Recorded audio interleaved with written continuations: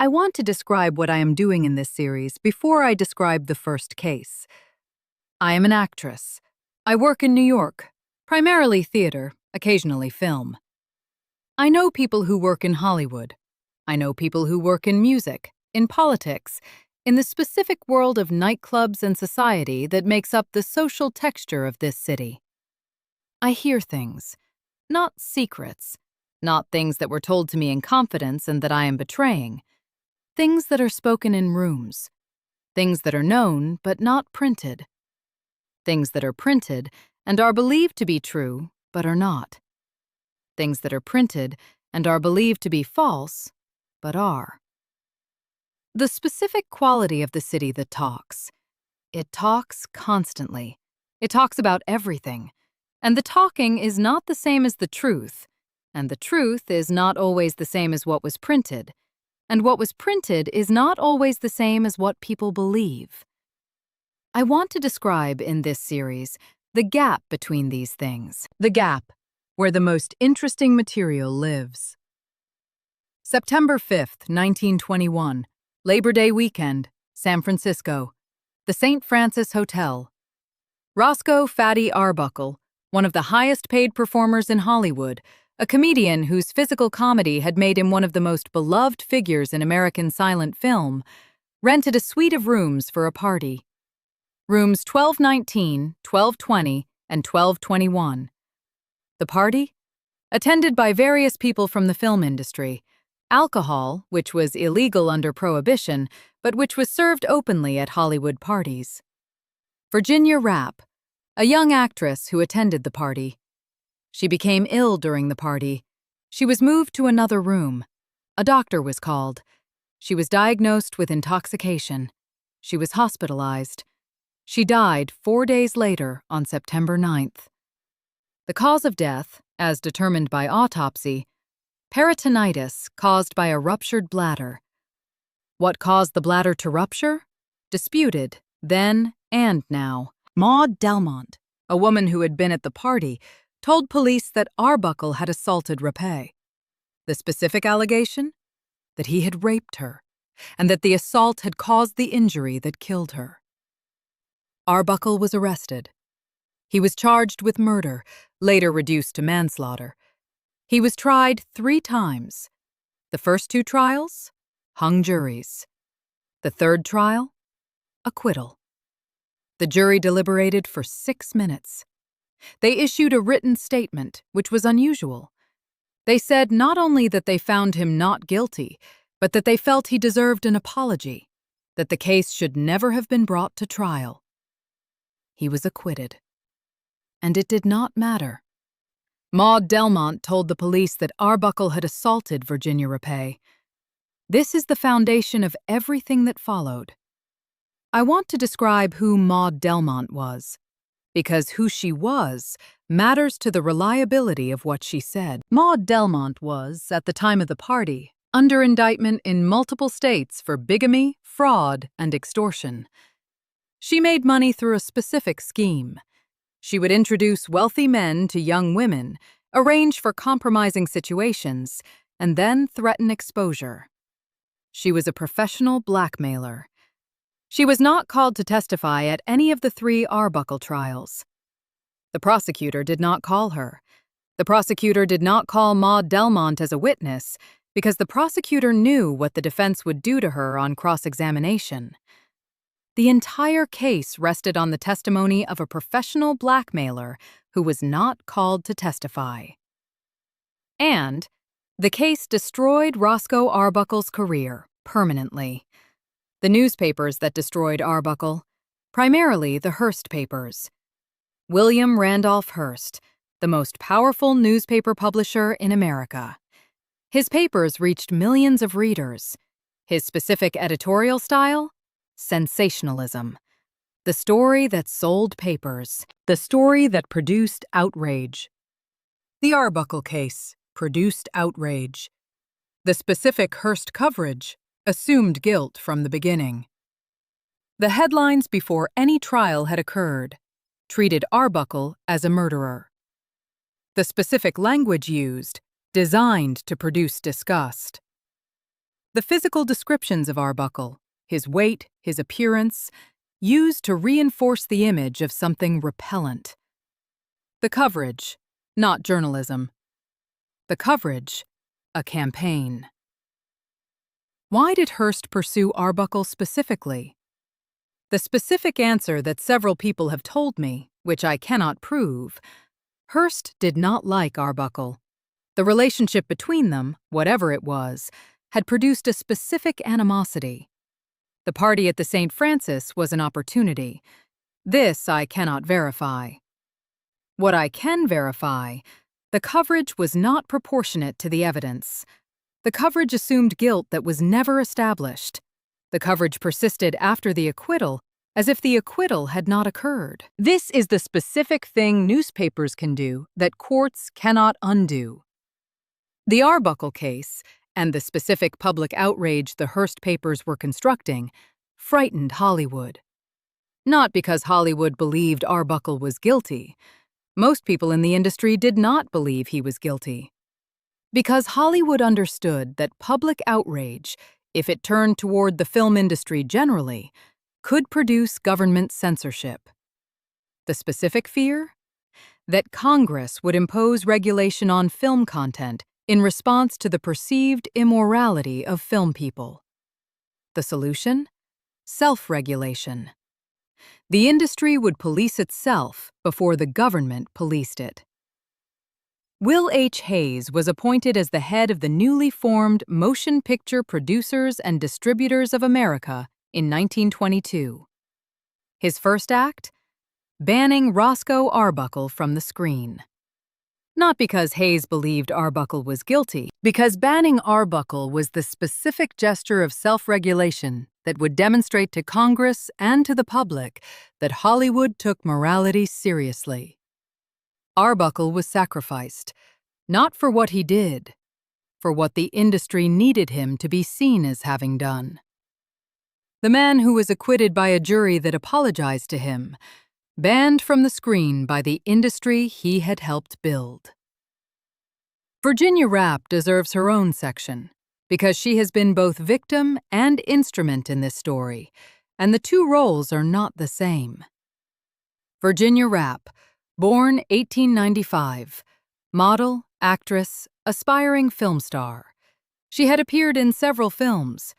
She had a specific medical history, a history of bladder problems, which the defense established at trial, and which provides the alternative explanation for the rupture that killed her. She was 25 years old when she died. She is, in the story as it has been told, primarily a function. She is the dead woman whose death requires an explanation. She is the victim in the story of Arbuckle's villainy. And she is the woman whose medical history was used by the defense to challenge the prosecution's account. She is less often a person. What I know of her as a person? She was ambitious. She was working in an industry that used women and discarded them. She was at a party she had attended with the people she knew, in the world she was trying to build a career in. She died. The specific cause of her death? Contested. The specific horror of her death? Whatever caused the rupture, whether assault or pre-existing condition, or some combination. She died in pain over 4 days. 25 years old. The story became Arbuckle's story. Her death, the occasion for someone else's destruction. This is not the only way to tell it. I want to describe what Roscoe Arbuckle was before September 1921, because the fall requires knowing the height. Arbuckle was, by 1921, one of the most beloved comedians in America. His films? Physical comedy. The specific comedy of a large man who moved with the specific grace of someone who understood exactly what his body could do, and who used this understanding for comic effect. He did things with his body, fell, tumbled, twisted, that larger men were not supposed to be able to do. The comedy? The gap between the expectation and the reality of what his body did. He was enormously popular. He was paid, at his peak, approximately $1 million a year. He was signed to Paramount for a sum that was unprecedented. He was known, by everyone who worked with him, as kind. The specific reputation? He was the person who helped new performers, who was generous with credit, who did not behave as stars of his magnitude often behaved. Buster Keaton learned much of what he knew about physical comedy from Arbuckle. Keaton described Arbuckle as one of the most gifted people he had ever worked with. This person? Destroyed by a case that the prosecution's own key witness was not trusted enough to put on the stand. I want to describe the 3 trials briefly, because the trials are the specific mechanism of what was done. The first trial, November-December 1921. The jury deliberated for 44 hours and could not reach a verdict. 10 jurors voted for acquittal. 2 voted for conviction. The 2 who voted for conviction cited reasons that had nothing to do with the evidence. The second trial, January-February 1922. Another hung jury. This time, 10 voted for conviction, 2 for acquittal. The shift? Produced in part by witnesses who had not appeared at the first trial and whose testimony was subsequently challenged as fabricated. The third trial, March-April 1922. Acquittal. 6 minutes of deliberation. The written apology. The third trial established Arbuckle's innocence as firmly as a verdict can establish it. The Hayes office ban, already in place. The newspapers did not meaningfully revise their coverage. The public did not revise their opinion in the same proportion as the jury. The specific lesson of the 3 trials: a jury can be convinced. The court of public opinion is not bound by evidence. The court of public opinion has a different standard of proof: the story that the public needed to be true. The Hayes office ban, lifted in December 1922 after intense lobbying by people in the industry who knew Arbuckle and believed in his innocence. The ban lifted. He could technically work again. The specific reality: theater owners would not book films with him. Distributors would not distribute them. The public appetite for Arbuckle, which had been enormous before the case, had been replaced by the specific public revulsion that the Hearst papers had engineered. He worked under a pseudonym, Will Be Good, directing short films. He was not permitted to appear on screen under his own name. He tried to rebuild. He could not rebuild. In 1932, 11 years after the party at the St. Francis Hotel, he signed a new contract with Warner Brothers. He was going to make a full-length feature again, under his own name. He signed the contract on June 28, 1932. He died in his sleep on June 29, 1932. He was 46 years old. The specific cause? Heart failure. What contributed to the heart failure? 11 years of what had been done to him. I said the myth persisted. The specific myth? Arbuckle assaulted Virginia Rappe with a Coca-Cola bottle, or a champagne bottle, or with his body weight. The specific versions vary, each more lurid than the last, and the assault killed her. This myth? Entirely absent from the trial record. Not established by any testimony at any of the 3 trials. Not supported by the autopsy. The myth? Still circulating in 1943 when I am writing this. Still told as fact by people who were not there and who have not read the trial record. Why does the myth persist when the trial established innocence? Because the myth served a purpose that the acquittal did not serve. The myth gave the public a story about Hollywood that confirmed what the public was prepared to believe about Hollywood: that the people there were immoral, that their wealth and fame had produced specific depravities, that beneath the glamour was something rotten. The acquittal said this story was false in this specific case. The public needed the story more than it needed the specific case to be accurate. The myth persisted because the myth was not about Arbuckle, it was about Hollywood. Arbuckle, the occasion, the myth, the purpose. I want to describe what the Arbuckle case tells us about how scandal works, because the pattern it established is the pattern that will appear in every episode of this series. A person of prominence does something, or is alleged to have done something. The media, in 1921 newspapers, in later years additional forms, constructs a narrative around the allegation.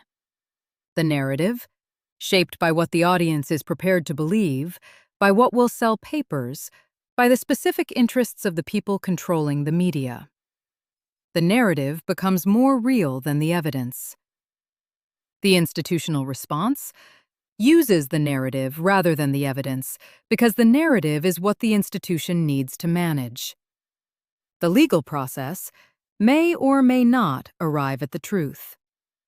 In Arbuckle's case, it arrived at the truth, or as close as the legal process can get. It did not matter. The person, destroyed not by what they did, but by what the narrative required them to have done. The truth, available for those who look. The myth, more available because it requires less looking. This pattern, every episode of this series, different people, different scandals, the same mechanics. Buster Keaton worked with Arbuckle for years. He was one of Arbuckle's closest friends. He was one of the people who lobbied for the lifting of the Hayes ban. Keaton said, years later, he never believed for a moment that Fatty did what they said he did, that he knew Fatty, that what they said was not the person he knew. I want to describe what this means as evidence, the testimony of someone who knew the person, not conclusive. People are capable of surprising those who love them, but Keaton's testimony has a specific weight because Keaton's knowledge of Arbuckle was the knowledge of someone who had worked with him in close quarters for years, who had seen Arbuckle when Arbuckle was not performing, who knew the person, not the public figure. The people who knew Arbuckle believed in his innocence. The people who did not know Arbuckle believed in his guilt. This pattern, not always reliable as evidence of innocence. Sometimes the people closest to someone are the most deceived. In this case, the jury agreed with the people who knew him. The jury, 6 minutes. The written apology. I want to briefly describe what happened to the other principals. Maude Delmont, never charged with anything in connection with the Arbuckle case, continued her various criminal enterprises, was arrested multiple times over subsequent years for various offenses, died in 1961. The prosecution. District Attorney Matthew Brady, who prosecuted all 3 trials despite the increasingly clear weakness of his case, used the trials as a political platform. He ran for governor of California. He did not win. Will Hayes continued as head of the Motion Picture Producers and Distributors of America until 1945. The production code that bears his name, I described this in the film series, became the specific mechanism of Hollywood self-censorship for decades. The St. Francis Hotel is still in operation in San Francisco. William Randolph Hearst continued to publish his papers and continued to exercise enormous influence over American public life until his death in 1951. His specific role in the Arbuckle coverage, never the subject of any formal accountability. This is also the pattern. The people who constructed the scandal are rarely held accountable for the construction. I want to address something that was central to the coverage and that I have been avoiding because it is uncomfortable to address. The coverage of the Arbuckle case used his weight as a central element. The specific coverage depicted Arbuckle's physical size as relevant to the alleged assault. The image of a large man causing injury to a small woman through his weight. This image, used repeatedly in the headlines, in the cartoons, in the specific visual language of disgust that the Hearst papers deployed. The image, not supported by any medical evidence. The autopsy did not establish that Rappe's injury was caused by weight applied to her body. The coverage used Arbuckle's body as the weapon in the narrative. His specific physical appearance, which had been the source of his comedy, the thing audiences loved, became the thing that made him monstrous in the scandal narrative. The same body, used to build the career, used to destroy it. The specific cruelty, the thing that had made him beloved, was reframed as what made him dangerous. I am starting this series with Arbuckle, not because it is the most recent scandal. It happened in 1921, 22 years ago. There are more recent cases. There will be more in this series. I start here because the Arbuckle case established the template. The template. A person of prominence. An allegation. A media campaign that is not bound by evidence. An institutional response that uses the narrative rather than the truth. A destruction that the legal process cannot undo. A myth that persists after the destruction. Every other case in this series, a variation on this template. The Arbuckle case, the cleanest version of the template, the most unambiguous. The verdict was acquittal. The jury apologized. The prosecution's key witness was not called to testify. The template, visible because the case is so clear. In later cases, the template is more obscured. The person may have done something wrong. The media may have some legitimate basis for the coverage. The institutional response may be partially justified.